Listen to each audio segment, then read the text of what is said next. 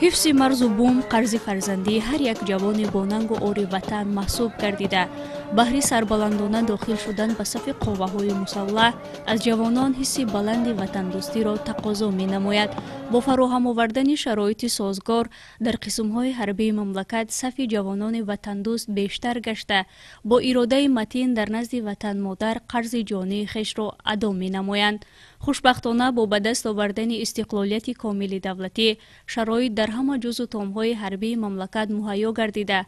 افسران و خدمتچیان حربی زیر غمخواری و دستگیری‌های پیوسته سرفرمانده عالی قوه‌های مسلح جمهوری تاجیکستان گنرال ارتش محترم امامعلی رحمان قرار دارند. احساس بلند ملی و جسارت و مردانگی در ضمیر جوانان از ادای خدمت به وطن بیدار می گردد. با درک این معنی ساکن شهر لیوکند حمزه صوفیف بعد از ختم دانشگاه مرام گرفت که قرض فرزندی خویش را نزد وطن مادر ادا نماید. امروز با افتخار و سرفرازی این رسالت مردانگی را به جا آورده با سر بلند به نزد والدین برگشت. من همچون پدر امروز افتخار میکنم که پسر من سر بلنده خدمت مادر وطن را و انجام رسانده به نزد پدر و مادر برگشت. با دیگر پدر و مادران تکلیف میکنم که فرزندانشان را به خدمت مادر وطن روان کنند، زیرا در خدمت مادر وطن شرایط ها همه چی مهیا است.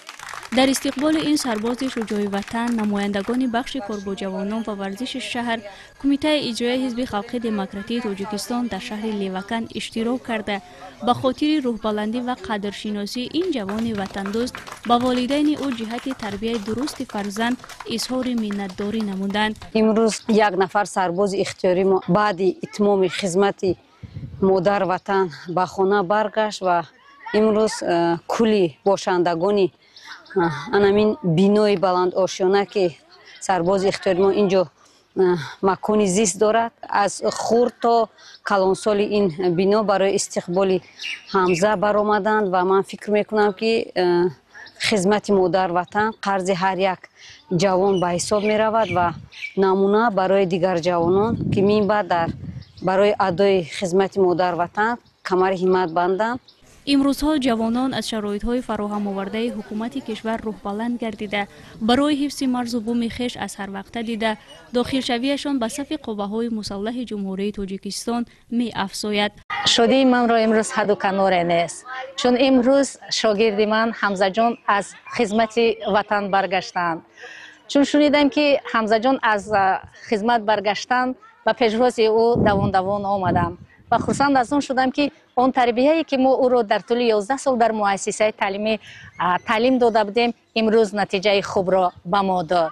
خرسند از اون شدم که با سری بلند خدمت مادر وطن را ادا کرده برگشتند. واقعا هم خدمت حربی در طینت هر فرد مهر وطن و احترام کلانسالان را جای نموده در بلند گردیدن معرفت و مفکوره ذهنی هر شخص زمینه واقعی فراهم می آورد. البینه عبدالستار، فاروق فیض، نمازعلی ارگش برای برنامه اطلاعاتی اخبار.